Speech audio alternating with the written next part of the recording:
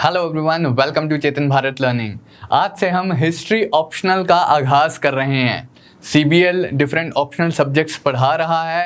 I will be taking history optional at the CBL. आज की class का main purpose ये है कि मैं बच्चों से डिस्कस कर सकूं कि हिस्ट्री ऑप्शनल लेने के प्रोज एंड कॉन्स क्या हैं, किस बेसिस पे हमें ऑप्शनल डिसाइड करना चाहिए एंड क्या चीज़ें हमें ध्यान में रखनी चाहिए अगर हम हिस्ट्री ऑप्शनल सोच रहे हैं ऑप्ट करने के लिए। हिस्ट्री ऑप्शनल लेने किसको लेना चाहिए, उसके क्या फ़ायदे हैं, किसको नहीं लेना चाहिए, क्या नुकसान है हिस्ट्री ऑप्शनल लेने के, ये हम आज की क्लास में डिस्कस करेंगे। लेकिन सबसे पहले हम डिस्कस करेंगे एक जनरल सा जो डाउट रहता है बच्चों का कि how to choose optional subject for UPSC. किस बेसिस पे हम ये कॉल लें कि कौन सा ऑप्शनल सब्जेक्ट हमें चूज करना है। हमें यूपीएससी के पैटर्न के बारे में पता है दैट ऑप्शनल कैरीज 500 मार्क्स। ये जो 500 मार्क्स हैं मेक और ब्रेक रहते हैं हमारे यूपीएससी सिलेक्शन में। यहाँ पर ऑप्शनल के पेपर में जिसने एक्सीडिंगली अच्छा परफॉर्म किया है वो उसकी chances of the final selection improve हो जाते हैं, बहुत ज़्यादा बढ़ जाते हैं। 250 मार्क्स के 2 पेपर्स आते हैं। इन पेपर्स में अगर हम 300 के अराउंड स्कोर कर रहे हैं तो टोटल आउट ऑफ 500 अगर हम 300 के अराउंड स्कोर कर रहे हैं तो हम रीजनेबली कंफर्टेबल हैं इंटरव्यू कॉल के लिए। लेकिन अब ऑप्शनल सब्जेक्ट चूज़ कैसे करें? जीएस हमने स्टडी किया है। जीएस में हम हर सब्जेक्ट को थोड़ा थोड़ा स्टडी करते हैं। उससे हमें आइडिया मिलता है कि ये जो जनरल से सब्जेक्ट हैं, ह्यूमैनिटीज़ के सब्जेक्ट्स हैं, इनमें है क्या। हम हिस्ट्री स्टडी करते हैं पेपर 1 में, पॉलिटी पेपर 2 में हम स्टडी करते हैं, इंडियन सोसाइटी वाला पोर्शन अगेन पेपर 1 का पार्ट है, ज्योग्राफी पेपर 1 का पार्ट है। तो हम सोशियोलॉजी के बेसिक्स, हिस्ट्री के बेसिक्स, ज्योग्राफी के बेसिक्स, पॉलिटी पॉल साइंस के बेसिक्स, पब्लिक एडमिनिस्ट्रेशन गवर्नेंस वाला पार्ट पेपर 2 अगेन, तो पब्लिक एडमिनिस्ट्रेशन के बेसिक्स, इकोनॉमी के बेसिक्स, ये सारी चीज़ें हम अपनी जनरल स्टडीज़ में स्टडी करते हैं। लेकिन ऑप्शनल सब्जेक्ट के लिए हमें स्पेशलाइज्ड नॉलेज होनी चाहिए। ऑप्शनल सब्जेक्ट के कंटेक्स्ट में हमें बहुत इन डेप्थ नॉलेज होनी चाहिए, तभी हम ऑप्शनल सब्जेक्ट में सक्सीड कर सकते हैं। अब जो हमारी जीएस की स्टडी है, थोड़ा सा तो हम वहीं से आइडिया लेते हैं कि इन सब्जेक्ट्स में से कौन से सब्जेक्ट में मेरा इंटरेस्ट बन रहा है।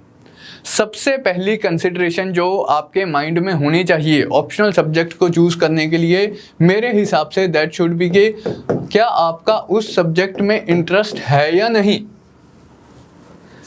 इंटरेस्ट को मैंने सबसे पहला क्राइटेरिया क्यों रखा है, क्योंकि ऑप्शनल सब्जेक्ट के केस में क्या होता है कि आपको बहुत लंबे ड्यूरेशन तक, कम से कम 6 महीने तक ऑप्शनल सब्जेक्ट में ही डूबना होता है।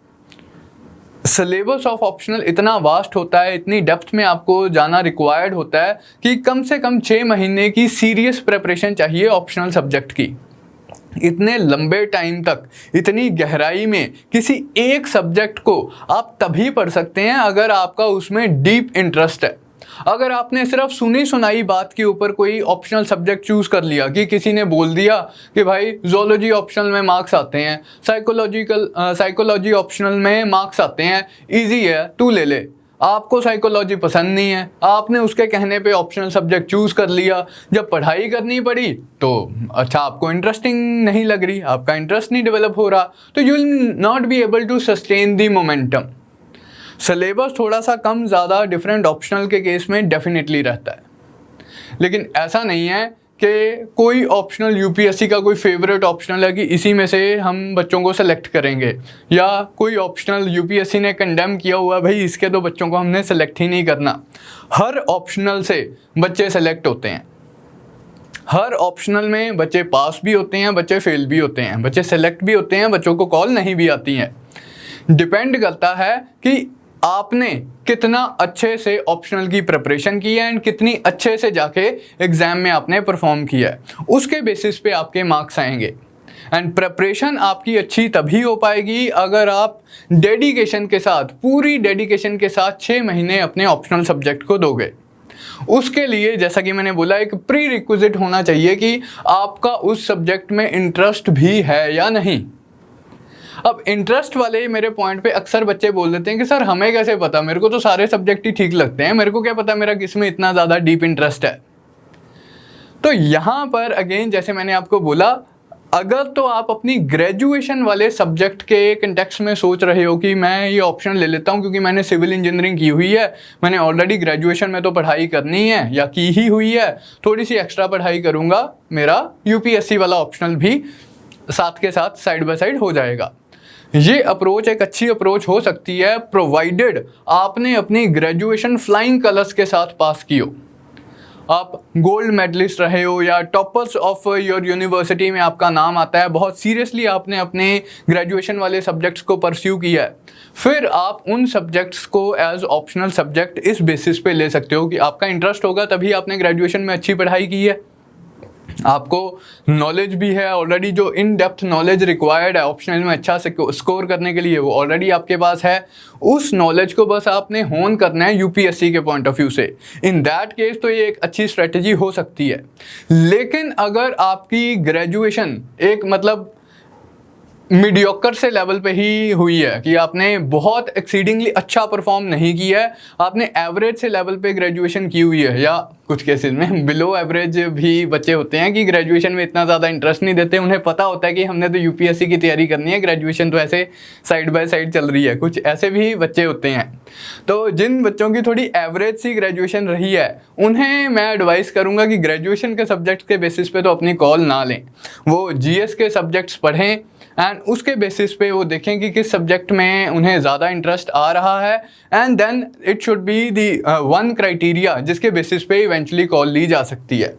पहला सबसे इंपॉर्टेंट फैक्टर हो गया आपका एरिया ऑफ इंटरेस्ट। इसमें आपको इंटरेस्ट कहाँ से पता चलेगा, आपको जीएस वाले सब्जेक्ट्स कितने इंटरेस्टिंग लग रहे हैं थोड़ा सा उससे आइडिया हो जाएगा, एंड अगर आपने वो सब्जेक्ट्स ग्रेजुएशन में पढ़े हुए हैं तो वहाँ से आपको थोड़ा सा आइडिया हो जाएगा। दूसरा इंपॉर्टेंट फैक्टर क्या है as far as selection of the optional subject is concern, यहाँ पर है availability of study material and guidance. Availability of study material and guidance, जो सब्जेक्ट मेरे को लग रहा है कि यार ये इंटरेस्टिंग सब्जेक्ट है, मेरा इसमें अच्छा इंटरेस्ट बन रहा है, तो जो मेरे पास अवेलेबल रिसोर्सेज हैं, जो बुक शॉप्स मेरे पास अवेलेबल हैं, अमेज़न पे आजकल तो सब कुछ ही बुक्स वगैरह तो अवेलेबल होती हैं, उस ऑप्शनल के कंटेक्स्ट में कितना to the point study material available है।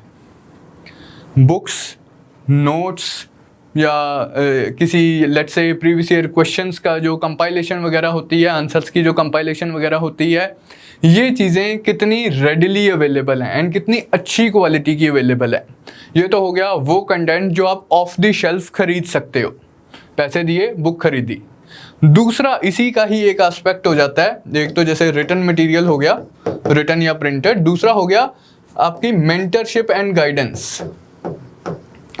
क्या आपको कोई ऐसा टीचर रेडिली अवेलेबल है जो आपको उस ऑप्शनल सब्जेक्ट के कंटेक्स्ट में गाइड कर दे यूपीएससी के पॉइंट ऑफ व्यू से। कई बार अगेन मैं ये पॉइंट क्यों हाईलाइट कर रहा हूँ कि कई बार जैसे बच्चों ने एमएससी फिज़िक्स की होती है, उन्हें लगता है कि फ़िज़िक्स में हमने अच्छे हमारी बैकग्राउंड एग्जिस्ट करती है फ़िज़िक्स में, इसी को हम एज ऑप्शनल ऑप्ट कर सकते हैं एंड हमारे यूनिवर्सिटी के प्रोफेसर्स हमें गाइड भी कर देंगे। हो सकता है वो यूनिवर्सिटी के प्रोफेसर्स उन्हें गाइड कर दें, लेकिन एक चीज़ आपको इंश्योर करनी चाहिए कि क्या वो प्रोफेसर्स यूपीएससी की रिक्वायरमेंट्स एंड यूपीएससी के पैटर्न के साथ फेमिलियर हैं या नहीं, थोड़ा सा यूपीएससी की जो मार्किंग होती है उसके साथ फेमिलियर है या नहीं। अगर वो उसके साथ फेमिलियर नहीं है तो आपको अच्छे से गाइड नहीं कर पाएंगे कि कहाँ रुकना है, कितने बड़े आंसर्स लिखने हैं, क्या स्टेप्स बीच में रिक्वायर्ड हैं, किन स्टेप्स को स्किप किया जा सकता है यूपीएससी की मार्किंग के हिसाब से। अगर आपको वो मेंटर्स गाइड कर सकते हैं फिर तो बहुत अच्छी बात है, लेकिन अगर आपको यूपीएससी के पॉइंट ऑफ व्यू से एक पर्टिकुलर सब्जेक्ट में गाइड करने के लिए कोई मेंटर नहीं है तो थोड़ा सा मुझे ऐसा लगता है कि बच्चा थोड़ा लॉस सा रहता है। उसे ये नहीं पता चलता, उसे ये तो पता होता है कि इतनी मोटी बुक करनी है मुझे, इसी में से आएगा, लेकिन ये नहीं पता होता कि इन्हीं कॉन्सेप्ट्स को कितनी डेप्थ में कवर करना है, कितने पेजेस में इसका आंसर जाना चाहिए, कितने स्टेप्स में इसका आंसर लिखा जाना चाहिए, what all things are to be included in the answer, what things could be skipped from the answer, even then I will be adequately rewarded by my examiner. इस point of view से mentor आपको अगर guide करने के लिए available है तो आपको वो एक कंसिडरेशन माननी चाहिए, एक फैक्टर मानना चाहिए ऑप्शनल सब्जेक्ट को चूज करने के कंटेक्स्ट में। तो पहला हो गया इंटरेस्ट, दूसरा हो गया स्टडी मटेरियल, तीसरा होता है भाई मेरा पर्सनल एटीट्यूड, पर्सनल एप्टीट्यूड। हर इंसान को अपनी स्ट्रेंथ्स एंड वीकनेसेस के बारे में पता होना चाहिए, उसे पता ही होता है। उन स्ट्रेंथ्स एंड वीकनेसेस को ध्यान में रखते हुए ही हमें ऑप्शनल चूज़ करना चाहिए, ये ऑप्शनल डिसाइड करने का फैसला लेना चाहिए। क्योंकि ऐसा हो सकता है कि लेट्स से कि मेरे को लग रहा हो यार हिस्ट्री बहुत इंटरेस्टिंग सा सब्जेक्ट है, कहानियाँ होती हैं इसमें, पास्ट के बारे में स्टडी करेंगे अच्छा लगेगा, लेकिन I am bad at memorising facts, I am bad at memorising facts, factual information, dates, events के बारे में मैं थोड़ा सा डिसकम्फर्ट फील करता हूँ कि मेरे को ज़्यादा कंफर्टेबल नहीं लगता है, तो फिर मुझे हिस्ट्री ऑप्शन नहीं चूज़ करना चाहिए। ये अब मेरी पर्सनल वीकनेसेस के बेसिस पे मैं कॉल दे रहा हूँ कि मेरे को ये ऑप्शन लेना चाहिए या नहीं लेना चाहिए। लेट्स से कि किसी ऑप्शनल में it requires your analytical ability to write good answers, frame a good analysis, लेकिन आपको लगता है कि मैं टू द पॉइंट इन्फॉर्मेशन बता सकता हूँ, ऐसे अननेसेसरी से एनालिसिस वगैरह जो होते हैं वो ड्रॉप करने में मेरे को थोड़ी सी पर्सनल लेवल पे थोड़ा सा डिस्कम्फर्ट महसूस होता है, तो मुझे ऐसा एनालिटिकल सा सब्जेक्ट नहीं लेना चाहिए। तो आपकी पर्सनल स्ट्रेंथ्स एंड वीकनेसेस, आपका पर्सनल एप्टीट्यूड क्या है, उसके बेसिस पे भी आपको ये भी एक फैक्टर आपको कंसिडर करना चाहिए जिसके बेसिस पे आपको ऑप्शनल सब्जेक्ट डिसाइड करना चाहिए।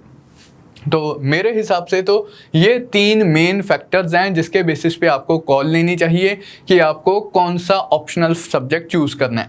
अगर आप हमारे यहाँ CBL से ऑप्शनल की प्रिपरेशन कर रहे हो तो आपको पता ही है हम हिस्ट्री ऑप्शनल करवा रहे हैं, I will be taking history optional at the CBL।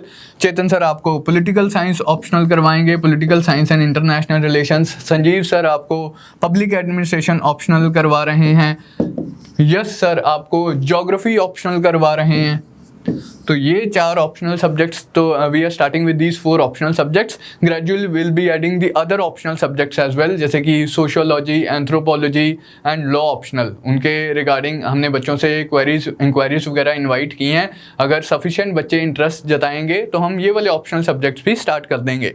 For now we are starting with these 4 optional subjects. तो इन सब्जेक्ट्स में आप चूज़ कर सकते हैं अगर आपने हमारे साथ अपनी ऑप्शनल की जर्नी तय करनी है। अब मैं आता हूं अपने सब्जेक्ट हिस्ट्री के ऊपर। Why history optional, what are the pros and cons of choosing history as your optional subject for UPSC।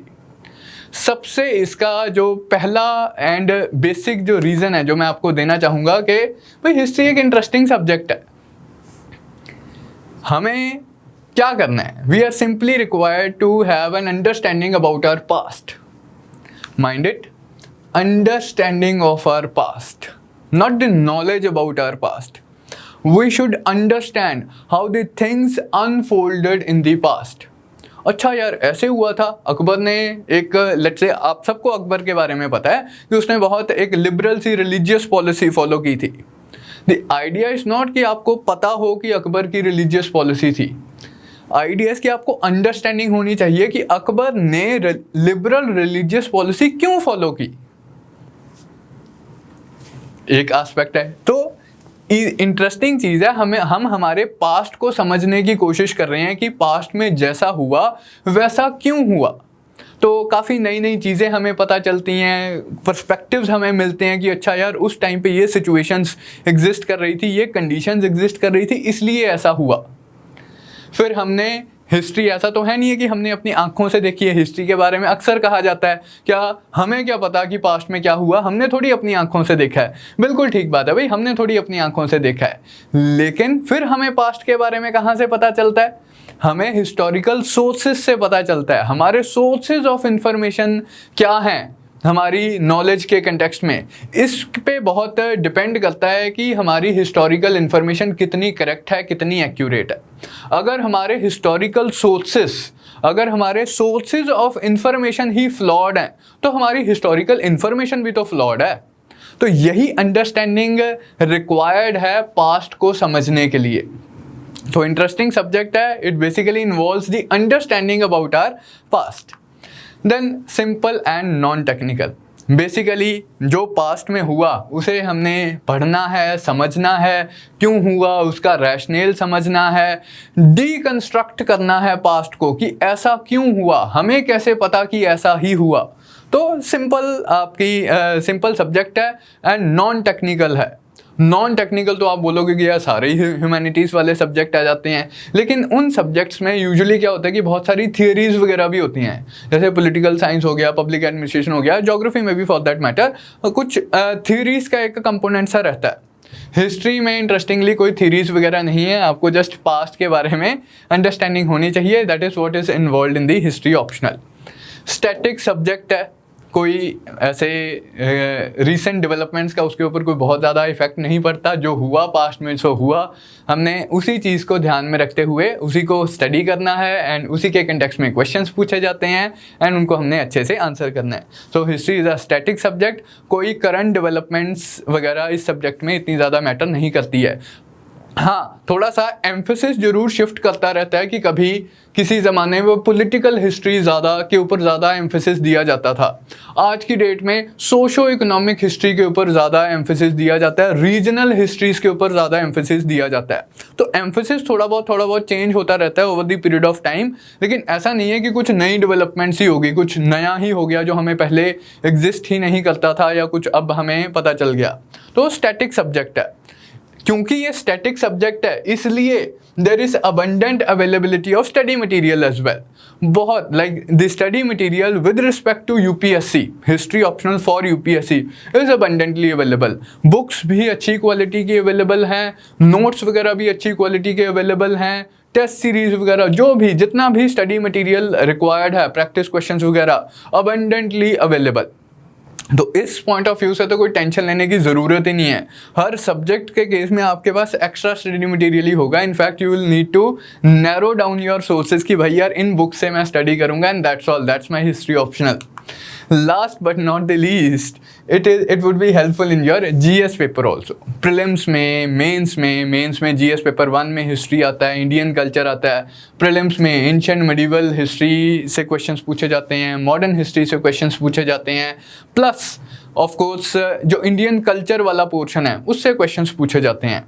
तो जिन बच्चों का हिस्ट्री ऑप्शनल होता है उन्हें हिस्ट्री वाले कंपोनेंट के लिए, जीएस के हिस्ट्री वाले कंपोनेंट के लिए तो टेंशन लेने की बिल्कुल भी ज़रूरत नहीं होती। अदर ऑप्शनल के जो बच्चे होते हैं उनका थोड़ा सा एंशिएंट मेडिवल हिस्ट्री वाला जो पोर्शन है अक्सर थोड़ा सा डाइसी सा रहता है। उसका कारण ये होता है कि क्वेश्चन तो 1-2 ही पूछे जाने होते हैं एंशिएंट मेडिवल हिस्ट्री वाले पोर्शन से या Indian culture, art and culture वाले पोर्शन से। बहुत लिमिटेड क्वेश्चंस आते हैं प्रीलिम्स की अगर मैं बात करूं। उन लिमिटेड से क्वेश्चंस के लिए, 2-3 क्वेश्चंस के लिए इतनी एक्सटेंसिव हिस्ट्री पढ़नी सेंस बना भी रही है नहीं।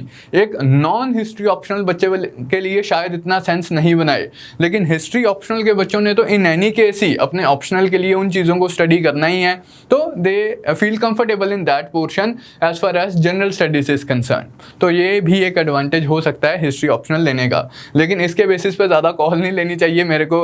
मुझे इन जनरल ही लगता है किसी भी ऑप्शनल को अगर आपने चूज़ करना है, प्रोज एंड कॉन्स आपने देखने हैं, ये अक्सर लिख देते हैं, मैंने भी लिखा है वन ऑफ द पॉइंट्स कि it will be helpful in GS, but आपको इस पॉइंट के बगैर ही अपनी कॉल लेनी चाहिए। ऊपर वाले फैक्टर्स के बेसिस पे ही आपको अपनी कॉल लेनी चाहिए कि क्या मुझे हिस्ट्री ऑप्शनल लेना चाहिए या नहीं लेना चाहिए, क्या इसके फ़ायदे हैं, क्या इसके नुकसान हैं।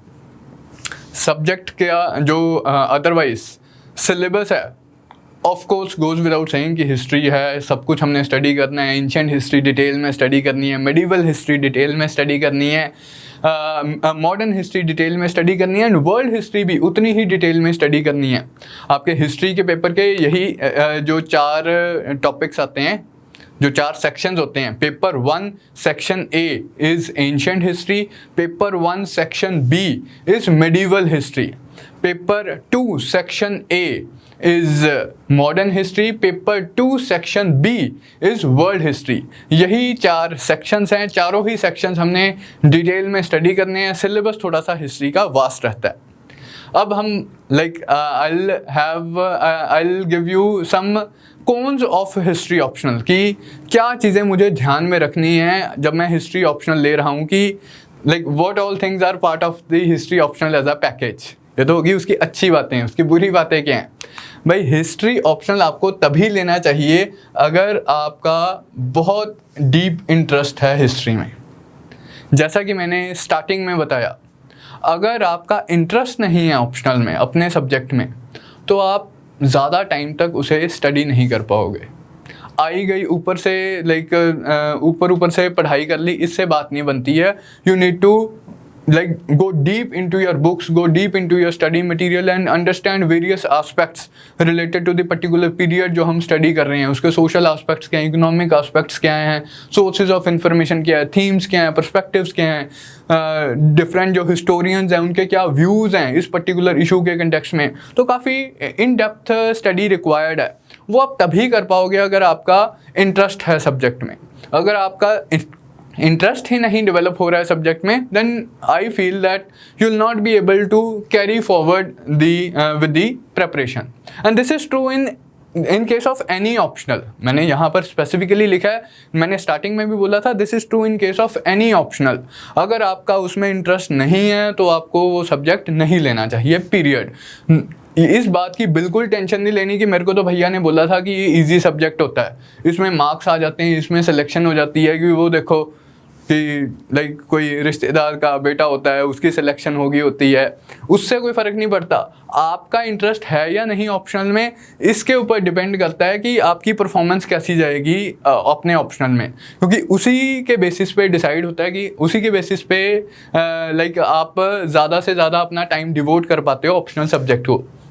दूसरा, एक हिस्ट्री के बारे में जैसे वो बोलते हैं कि यार इवेंट्स के बारे में, फैक्ट्स के बारे में, डेट्स के बारे में पता होना चाहिए, क्रोनोलॉजी, टाइमलाइन के बारे में पता होना चाहिए।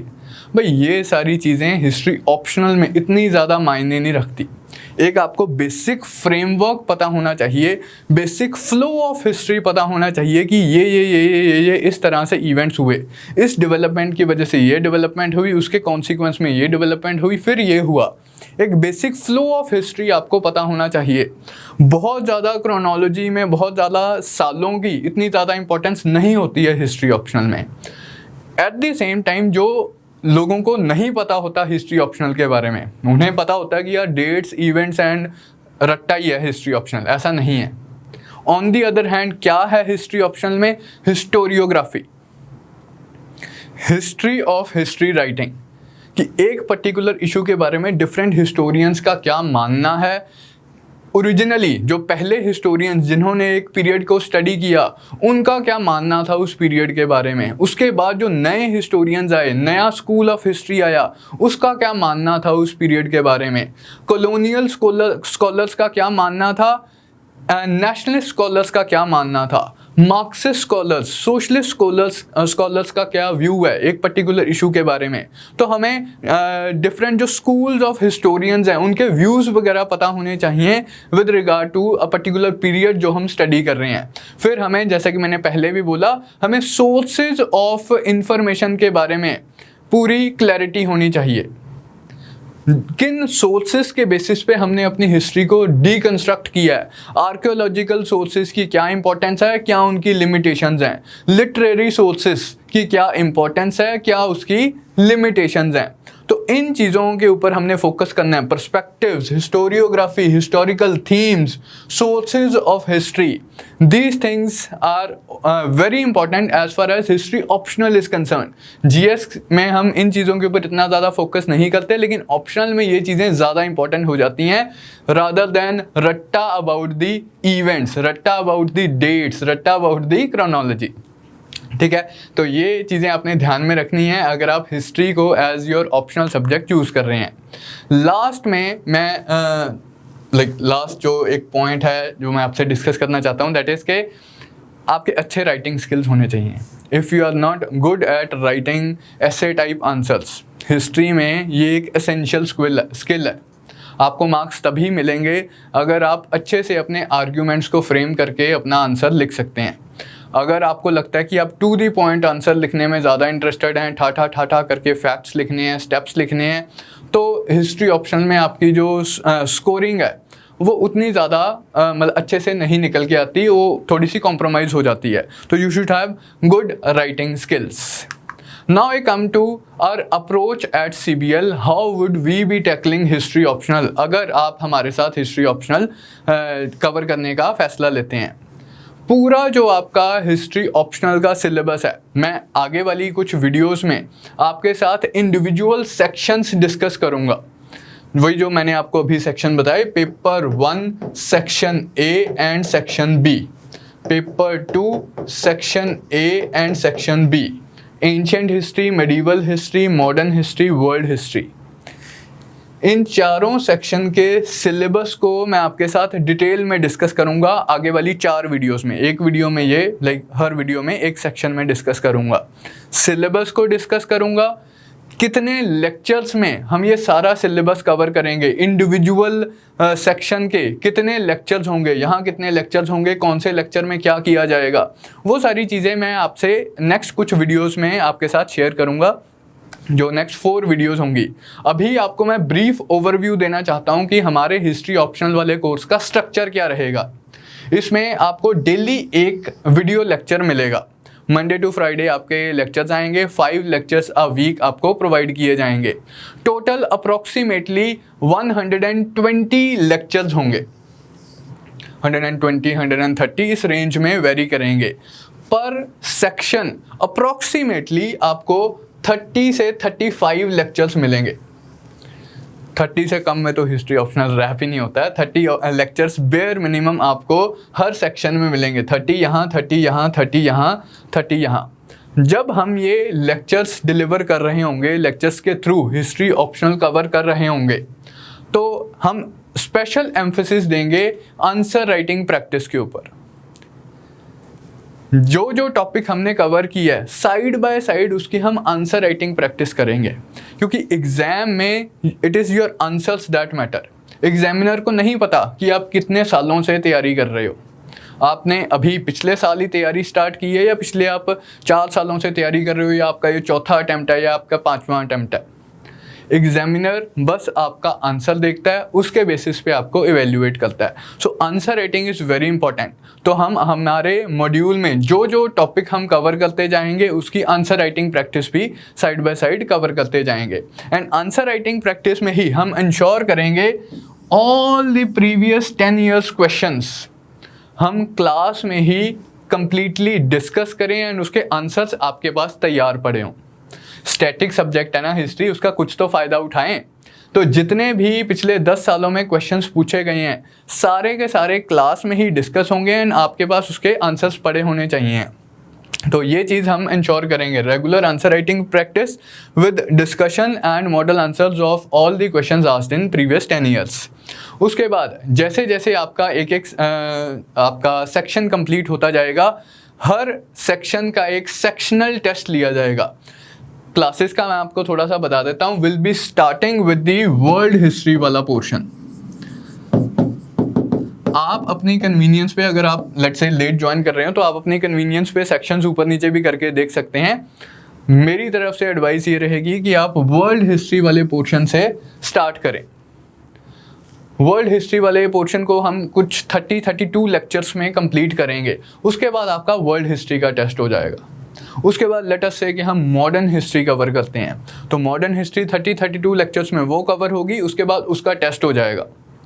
एंशिएंट हिस्ट्री 32 लेक्चर्स, उसके बाद उसका टेस्ट।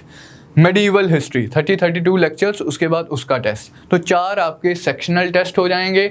उसके बाद इस कोर्स को कंक्लूड करते हुए हम एक कंप्लीट टेस्ट लेंगे यूपीएससी पैटर्न के ऊपर। सेम पेपर 1 पेपर 2 बना के जिस पैटर्न पे यूपीएससी एग्जाम लेता है, उसी पैटर्न के साथ हम हमारा ये पूरा जो ऑप्शनल वाला मॉड्यूल है कंक्लूड करेंगे।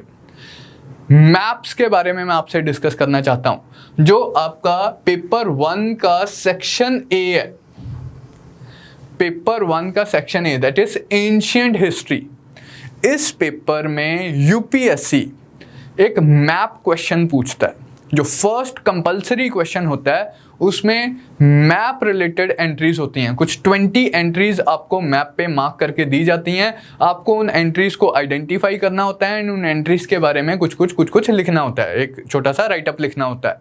तो ये जो मैप प्रैक्टिस है that is also an integral part of your module. जब हम एंशिएंट हिस्ट्री वाले पोर्शन को कवर करेंगे, लेट्स से हम प्री हिस्ट्री वाले पोर्शन को कवर कर रहे हैं, पेलियोलिथिक पीरियड को कवर कर रहे हैं, तो पेलियोलिथिक साइट्स को मैप के ऊपर हम आइडेंटिफाई करेंगे, ट्रेस करेंगे एंड उसके जो राइटअप्स वगैरह होंगे जो हमें एग्जाम में काम आएंगे वो हम क्लास में ही कवर करेंगे। Similarly will try to do this in every period. हमने मौर्यन पीरियड की साइट्स मैप पे ट्रेस भी कर ली, उनका राइटअप भी रख लिया। हमने इंडस वैली सिविलाइजेशन की साइट्स मैप पे ट्रेस भी कर ली, उनका एक राइटअप भी रख लिया। तो ये हमारी अप्रोच रहेगी हिस्ट्री ऑप्शनल को कवर करने के केस में।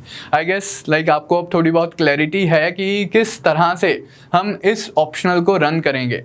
आप मेरी आने वाली जो आगे वाली वीडियोज़ हैं उन्हें भी ज़रूर देखें बिफोर टेकिंग अ कॉल कि आपको हिस्ट्री ऑप्शनल लेना है या नहीं लेना है। कि उन वीडियोस में मैं आपसे डिस्कस करूंगा कि ये जो paper 1 section A section B, paper 2 section A section B किस तरह से मैं आपके साथ कवर करूंगा, किस तरह से पूरा यूपीएससी का सिलेबस हम डाइसेक्ट करेंगे एंड क्लासेस में धीरे धीरे करके कवर करेंगे। उसके बाद I would request you people to take a call कि आप हिस्ट्री ऑप्शनल लेना चाहते हैं या नहीं लेना चाहते हैं। अगर आप कॉन्फिडेंट इनफ फील कर रहे हैं कि हाँ भाई मेरा सिलेबस भी सारा कवर हो रहा है, मेरे प्रीवियस ईयर क्वेश्चंस भी सारे कवर हो रहे हैं, मेरी आंसर राइटिंग प्रैक्टिस भी हो रही है एंड मेरे को अच्छा स्टडी मटेरियल भी प्रोवाइड किया जा रहा है, then you should take your call and you are most welcome to cover the history optional with me at Chetan Bharat Learning. So with this I'll conclude this lecture. I hope I would have been able to clear some of your doubts related to the selection of optional subject for UPSC. So that was the purpose of this video. With this I take your leave. Thank you from my side.